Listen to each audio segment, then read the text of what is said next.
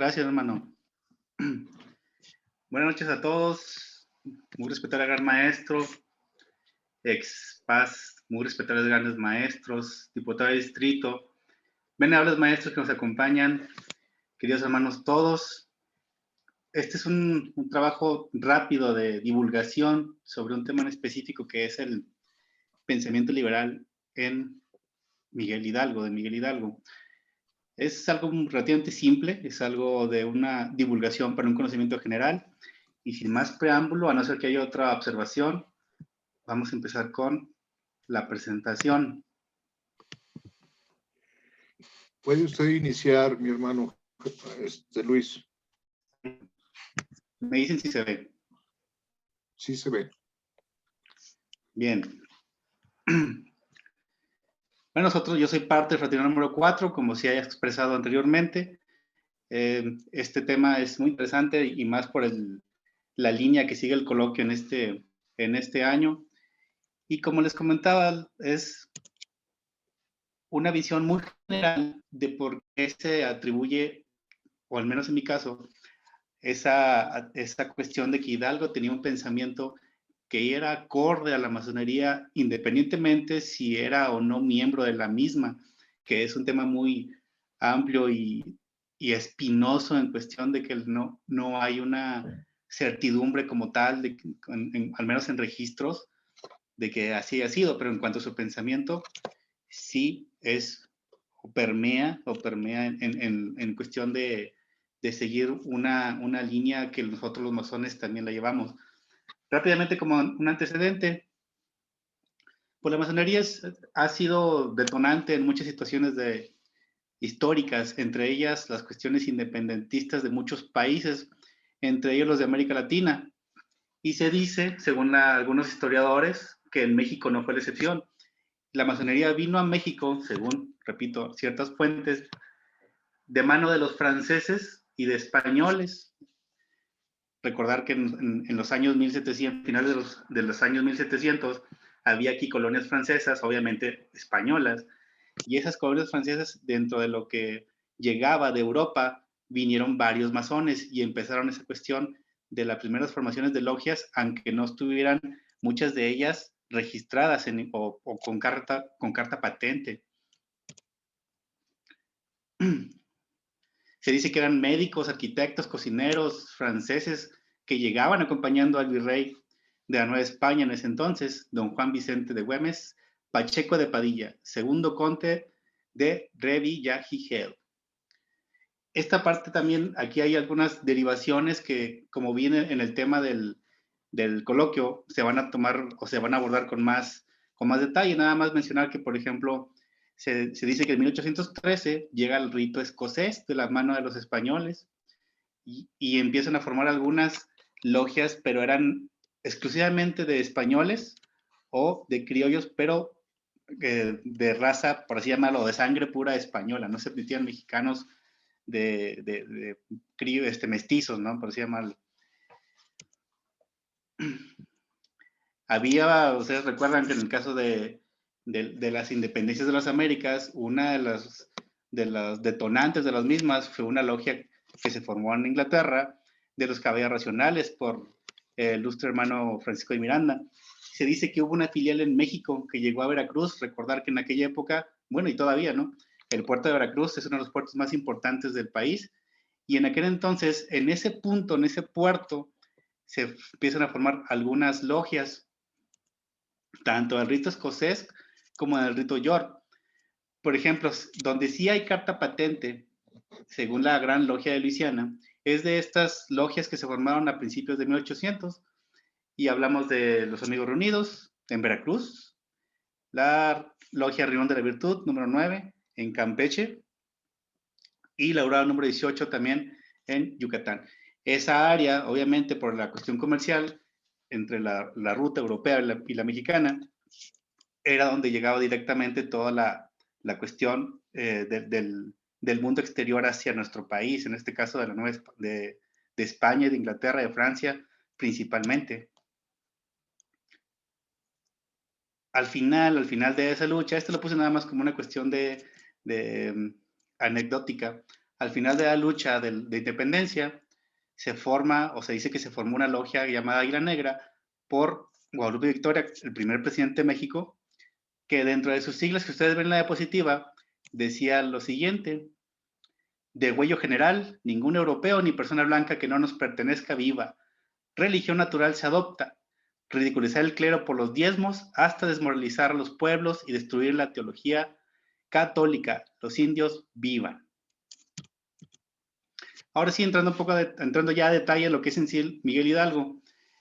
Esta es la historia muy breve de la biografía de Miguel Hidalgo. O sea, Miguel Hidalgo nace el 8 de mayo de 1753 en el rancho de San Vicente, en Guanajuato, perteneciendo a la hacienda de San Juan Corralejo, del cual su padre era uno de los cuidadores en ese entonces de la misma. Su nombre completo, según los registros, es José Miguel Gregorio e Ignacio, y fue bautizado en la capilla de Cuitzeo de los Naranjos el día 16 del mismo mes y mismo año. Sus padres, pues ahí estos fueron don Cristóbal Hidalgo y Costilla y doña Ana María Gallaga Mandarte. Miguel Hidalgo siempre tuvo una inquietud por situaciones más allá de las clérigas, y se comenta o se tiene documentado que él era muy amante de lectura de filosofía, y esa filosofía la leía cuando su tío se encargó de su crianza. En la biblioteca de su tío tenía múltiples libros de múltiples autores, principalmente franceses, y de esos pensadores franceses adoptó pensamientos liberales. Esos pensamientos liberales iban desde el orden de las cuestiones esotéricas, a recordar que Francia principalmente es una de las cunas del esoterismo europeo, y hasta una cuestión de empezar a cuestionarse ciertas indicaciones o costumbres que la misma iglesia tenía ancestralmente ya establecidas. Sin embargo, a pesar de toda esta cuestión de información, él decide, o sea, se educa y decide ser sacerdote, y fungió como cura en varios lugares, por ejemplo, en Colima y en San Felipe, también en Guanajuato. Finalmente pasa a la ciudad de Dolores Hidalgo a la muerte de su hermano, Joaquín, en 1802. Esta diapositiva es el inicio de esa, bueno, donde hay la información de ese inicio rebelde, por así llamarlo, de Miguel Hidalgo con respecto a la iglesia. En 1798, el Cabildo de Valladolid acusó a Miguel Hidalgo y Costilla de no pagar deudas de juego, de leer libros prohibidos. Esta parte es así como interesante y sarcástica, ¿no? Propagar actividades sediciosas.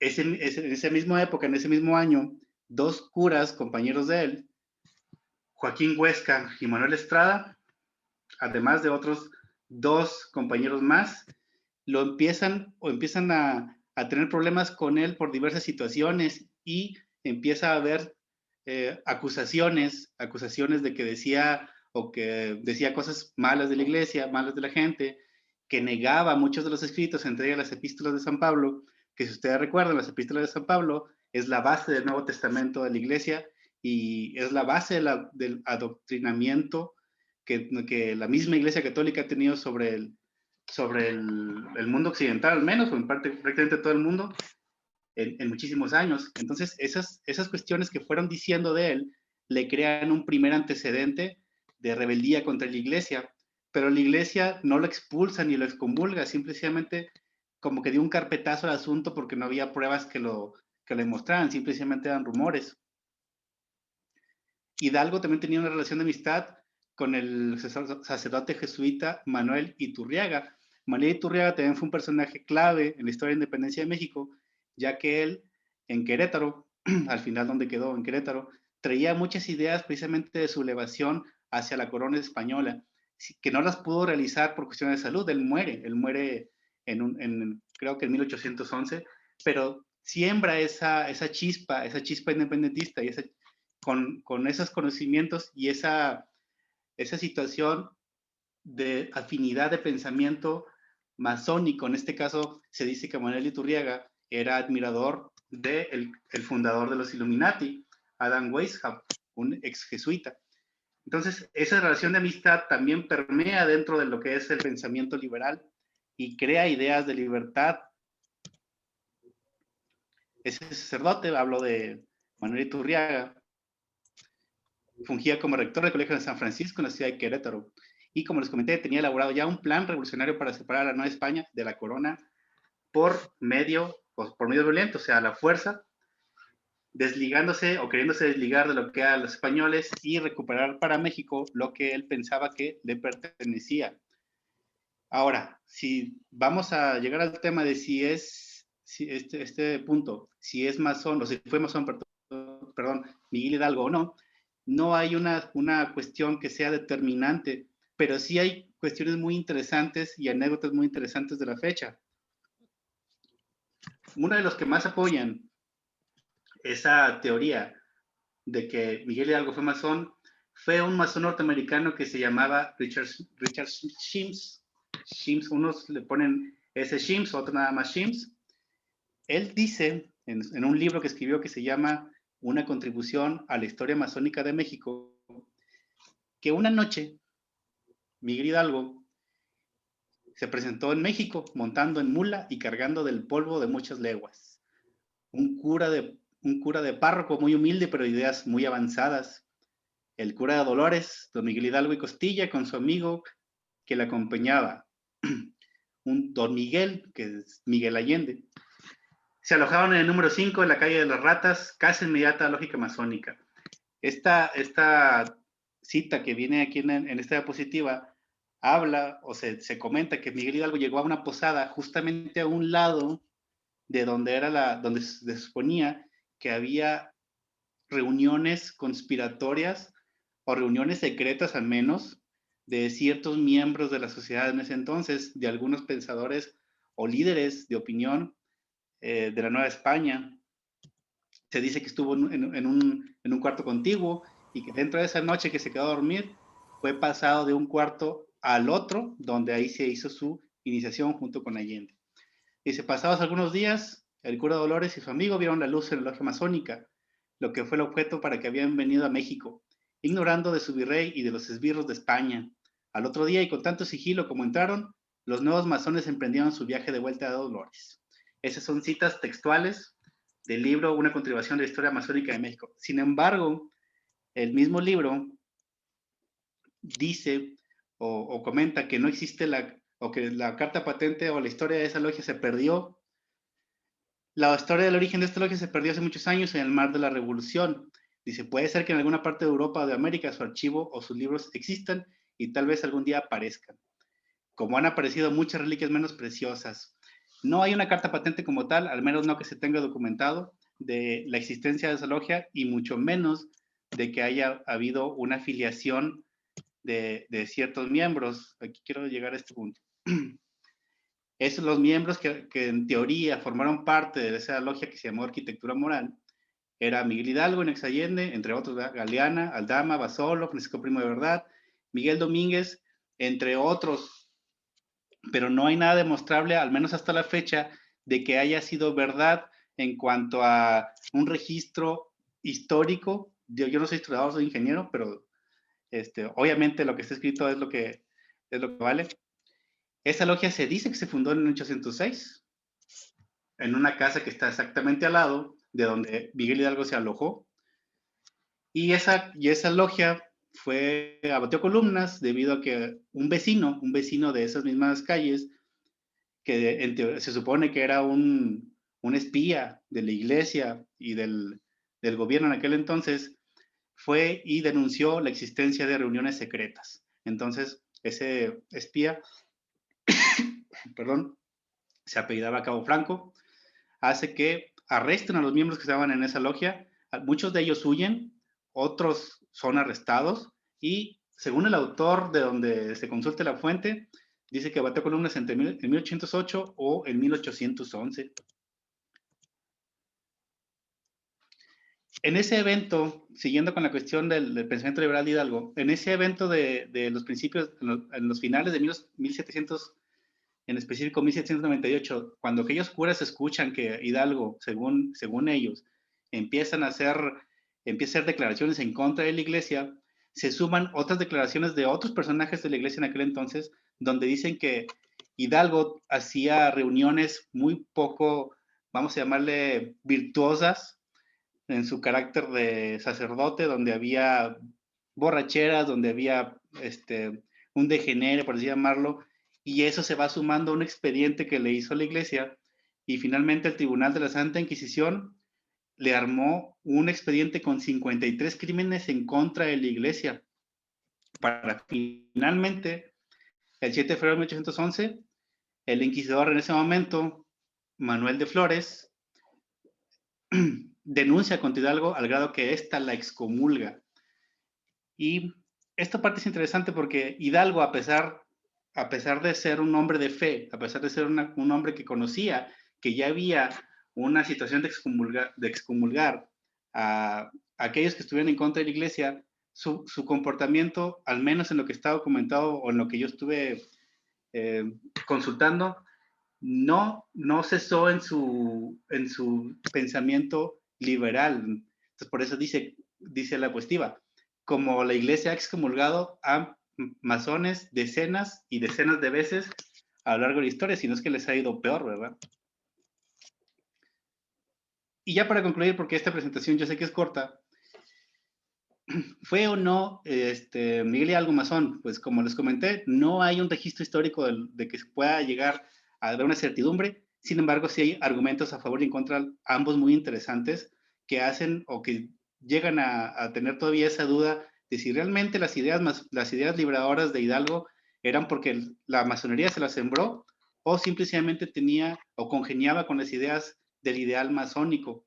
Y esto lo plasmo aquí en esta diapositiva de conclusiones, donde, repito, es muy, muy importante y muy, dejarlo así muy claro, que a pesar de que ya sabía la excomunión que estaba vigente desde 1737 con el Papa Clemente XII, donde a partir de entonces, ya de forma oficial, cualquiera que se declarara o que fuera descubierto que fuera masón, era automáticamente excomulgado. Él siguió en esas aras de realizar un bien mayor y de un ideal de libertad y justicia que concuerda con el pensamiento liberal y libertador masónico, independientemente de que haya sido iniciado o no. Aquí les dejo alguna de la bibliografía consultada para este pequeño trabajo de investigación. Uno de ellos es muy importante, que es la historia de la masonería en México desde 1806 hasta 1884, de un autor conocido probablemente por algunos de ustedes, por precisamente dedicar una vasta cantidad de años de su vida al estudio de la masonería y de la historia de la masonería en México. Sin más que agregar, es cuanto, diputado y mostrito, queridos hermanos todos, y os devuelvo la palabra. Le agradezco mucho, mi venerable hermano, don Luis Javier Mona Peña, por su participación y el compartir sus conocimientos tan extensos que tiene usted. Muchas gracias. Mi hermano Irving Cuellar Pacheco, tiene usted la palabra para preguntas y respuestas. Con su venia, diputado Darío Villarreal Hernández, muy respetable gran maestro Alfonso Martínez Pimentel, queridos hermanos todos en sus grados, puestos y condecoraciones. ¿Alguna pregunta? Las preguntas van a ser las siguientes. Vamos a elegir a 3 preguntas, sin felicitaciones ni nada, 3 preguntas para pasar al siguiente conferencista. Tienen el uso de la voz, cualquier pregunta, sin comentarios, es nada más una pregunta formulada. Tienen el uso de la palabra, mis queridos hermanos, levanten la mano ahí en el chat. José Abel, tenéis el uso de la palabra. Sí, gracias. Buenas noches. Sí, nada más quiero preguntarle pues al ponente si realmente consideró pues la influencia de los jesuitas en el pensamiento de Hidalgo, puesto que también seguramente eso influyó mucho para que Hidalgo tuviera pues un pensamiento liberal, o sea, la influencia de sus maestros jesuitas. Quisiera saber que hiciera un comentario al respecto. Gracias. Sí, hermano. De hecho, en esa época, cuando es cuidado por su tío, él tenía una gran cantidad estuvo estudiando él en una escuela jesuita y mucho de su pensamiento liberal, obviamente lo trae de esa corriente filosófica rama de la iglesia. Los jesuitas han sido determinantes en muchas de las situaciones de la vida de la humanidad. Y Hidalgo se empapó mucho de ellos y lo plasmó más adelante y sembró esa rebeldía que tenía hacia lo tradicional en el clérigo. Muy bien. Gracias. De nada. Muchísimas gracias por esta pregunta. Ya la primera pregunta, se concede el uso de la voz, queridos hermanos, hermanas, público en general. Adelante. Se concede el uso de la voz. ¿Quién dice yo? Ahí en el chat. Si no, ya para pasar ya a la siguiente conferencia. Se concede el uso de la voz. Al parecer ya no hay más preguntas, Silvio. Ok. ¿Es cuánto, diputado Darío?